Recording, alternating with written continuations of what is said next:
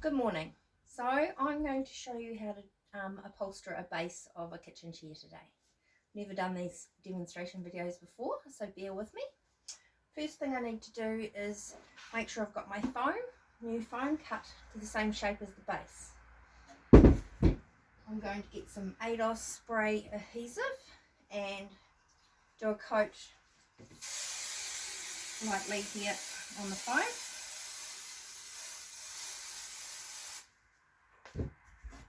And some on the base. This will also be stapled. And when you're finished with your ADOS, after working with it, always turn your can upside down and spray out the excess from the nozzle so that it won't be blocked next time you go to use it. Handy wee hint there. So we'll just give that a minute. Just get organised with some Dacron. Got some over here, so just while that glue's getting a bit tacky, it only takes a few seconds. We'll just cut a piece of Dacron, just slightly larger than your base. So I'll get a different base here, same size, and cut that about a couple of inches wider than your base that you're covering, or your whatever you might be doing a stool. And so as you're doing that, the glue's getting ready to tack.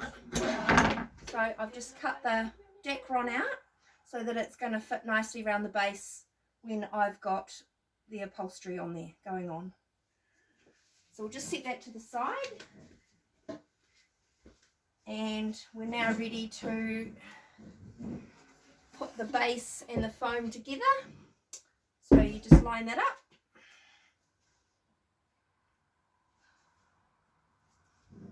As best as possible.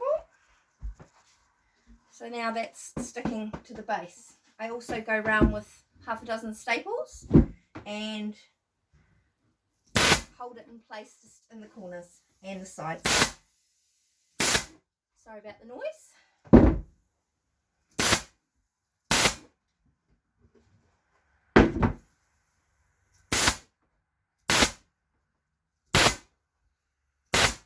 Normally I do this in a run, so if I'm doing 4 chairs, I do the same process 4 times in a row.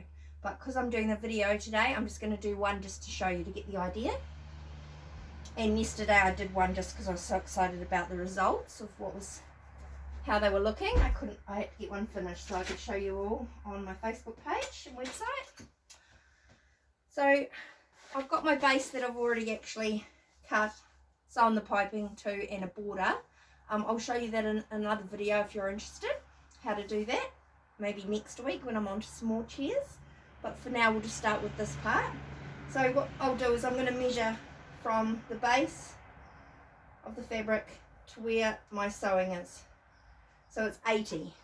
So then I want to measure here, and this is 70.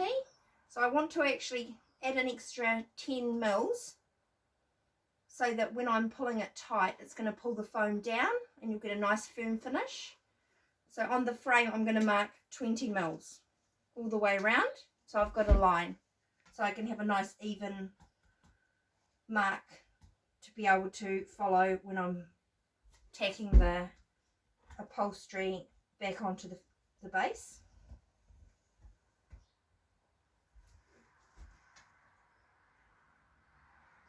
So I've been doing this for about 20 years now, so I'm quite quick at it.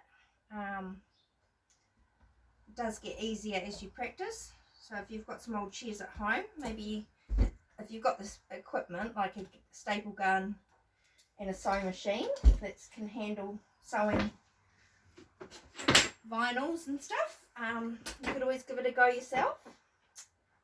And then I'm measuring halfway, so I've got a centre line that I can, so you've got to use your maths, so this is quite good considering I dropped out at school in the 4th form. Still having to get my brain to work. Old age is approaching. So what I've done is I've done my 20 millimeter mark, and I've got my center. So on my bases I've also marked my center. So my center will come down and meet here. This is how I know how to line it up and get a nice finish. So now we're on to putting the Dacron on. So we're just going to sit it nicely on the base. So it's sitting on there. And we're just going to pull it around and put a few staples in just to hold it into place. Sorry about the noise of the staples.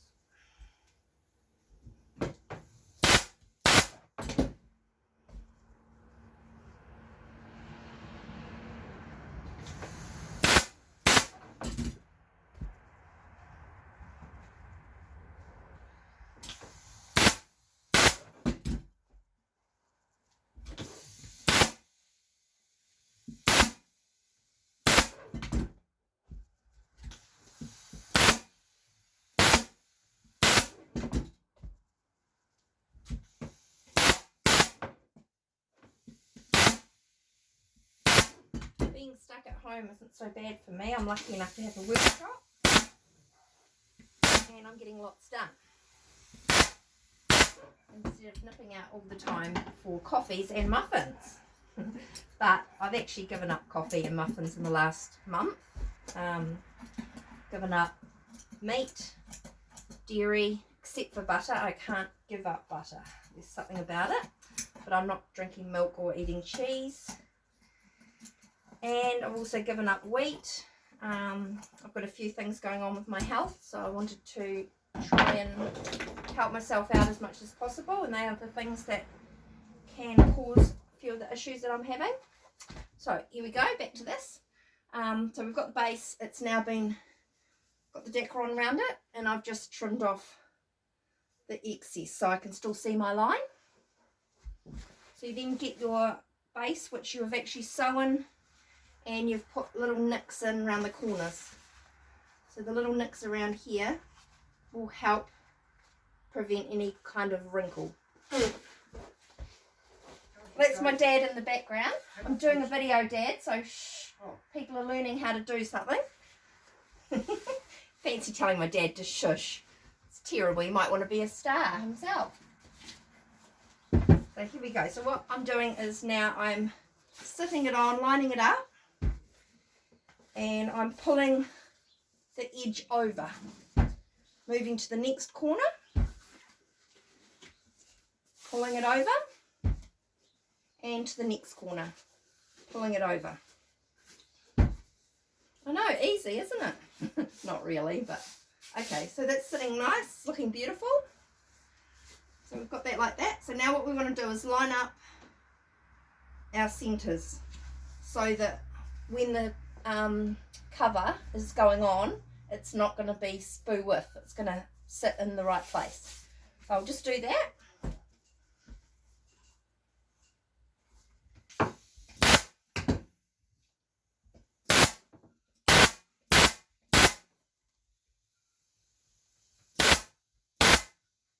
Oh, run out of staples. This staple gun has been my faithful one. I've had this for about 15 years. So touch wood, doesn't give up on me. All I have to do is every now and again spray a bit of a lubrication into the thing. It's run on compressed air. So you've got to have a decent sized compressor to run one of these, not a baby one. Otherwise it can't drive the staples deep enough. Oh, and that's the compressor going on in the background.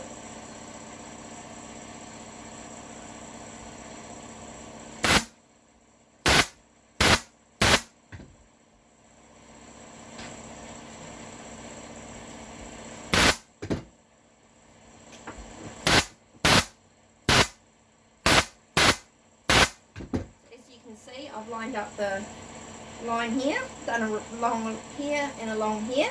I'm going to go and do a wee bit on each side. Just check how it's looking. It's looking nice and firm. That's what the result you want.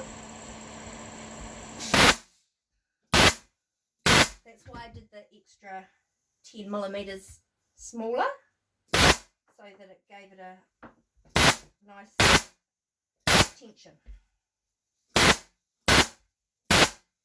Nothing worse than seeing some that have been done and they're still all loose. Like, you just can't see the point if you can't do it properly. Just take some time out and slow down. Have a break if it's not going well for you. You can always stop and have a herbal tea. That's what I'm drinking at the moment, seeing I'm off coffee and milk.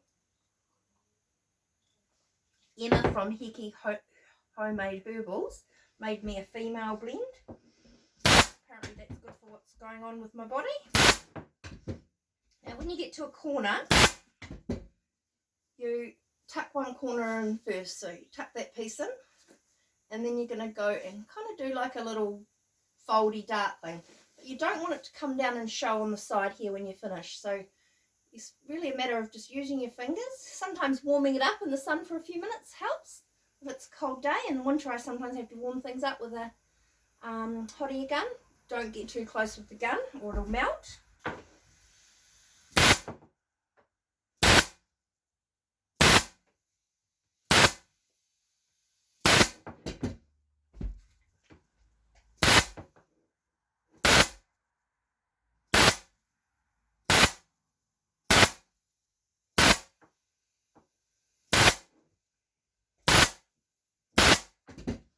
See, I've done a double row here to get rid of that crinkle.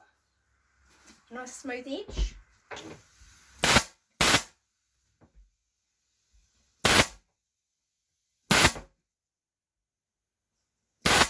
Now remember, if you are going to cover up one of the holes where the existing frame sits, you want to mark it because you want to line it up, because all the chairs need to go back where they were or they won't sit right.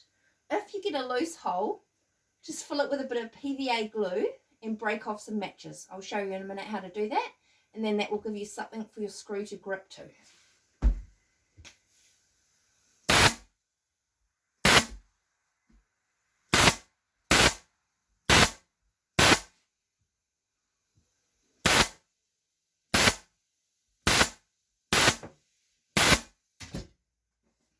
Right, one to go.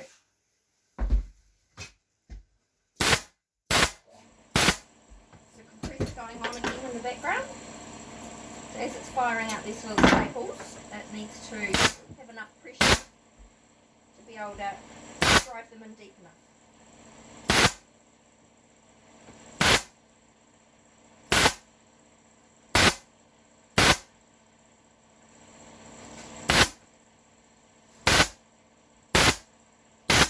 I once had a boyfriend that used to borrow my compressor. So for, I don't know if it was his birthday or Father's Day one year, I went out and bought him one. And oh no, wasn't too grateful. Had to moan about it. Wasn't the right one or whatever. So guess what? I took it back. And he didn't get a compressor for his birthday. So, living with ungrateful people doesn't go well down in my books. Hence, I'm by myself now. Yeah, always make sure that you're treated with much respect and gratitude, because you need to be grateful for each other if you're in a relationship. Otherwise, what's the point? Say no to bullies. That's what I say, and that's what I did. Anyway, back to it. We've got now to cover up this, because we don't want to turn the chair upside down and see the staples. Well, you will see staples, but you won't see the raw frame. It just cleans it up a bit. So a bit of backing here will go on here. As I'm doing that, I'm going to mark where the holes are. And I'm going to also, these holes are a wee bit big, so I'm going to put some PVA glue in, or wood glue. I use this glue here. So I'm just going to poke, not overdo it, just put a wee bit in. Yeah. Yeah. Yeah. And there. I'm going to get some matches. And I'm going to just poke them in and snap them off. About 2 in each hole will fit.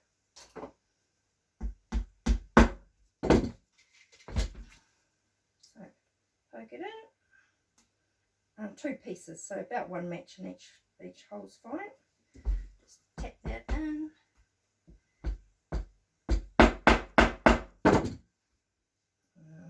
Poke that one in. Oh, that went in quite a long way. So over time, they may have been upholstered before. These ones hadn't, but they will get loose, and you don't want them to get loose and wobbly, especially if you've got kids that are quite hard on stuff. So that's just a wee tip into filling up that hole.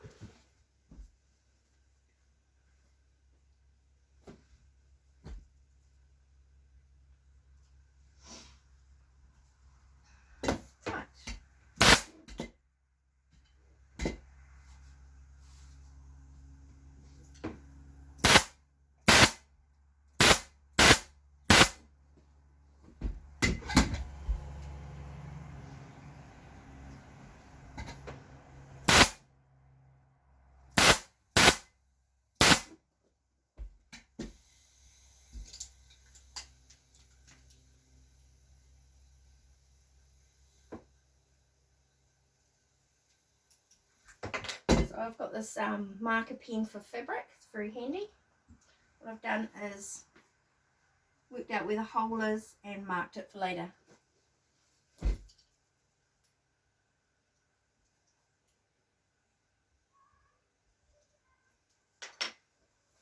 So there you go.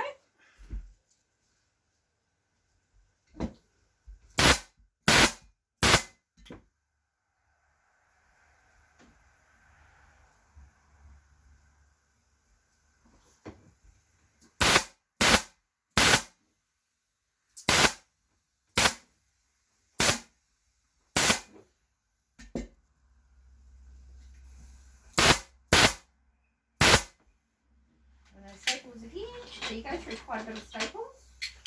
I buy them in bulk from a company. Got a few boxes left. Hopefully I'll be able to get some more before I run out. Got enough for the meantime. So if you have some of these chairs and you want to attempt doing it, go for it.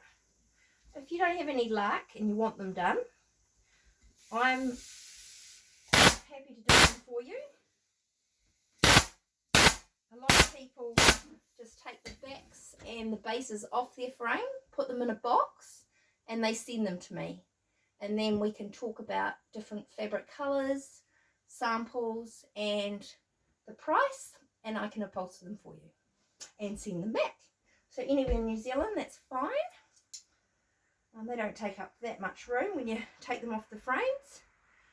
If you do that, when you are at home and you've got the frames in raw form, you can clean them up with a Stilo and some Jif, bit of elbow grease. If the chrome's peeling, you can only clean them up as best as you can. I don't really bother with the ones if the frames are that far gone. So there we go. It's all done. Got my business card on there. Got the holes for lining up the frame. And I won't be putting this on the frame right now because I have to upholster the back. And it's a fitted frame. So I'll show you yesterday's one.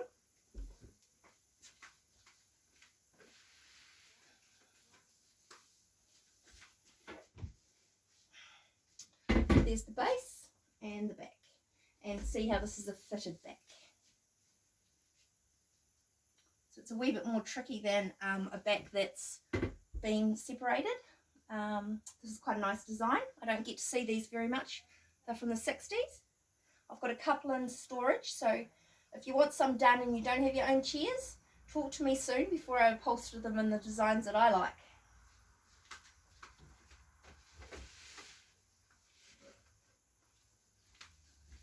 There's some other ones I did last week. So these are the ones I'm talking about that you can take the bases off and the backs off, remove them, and pop them in the post.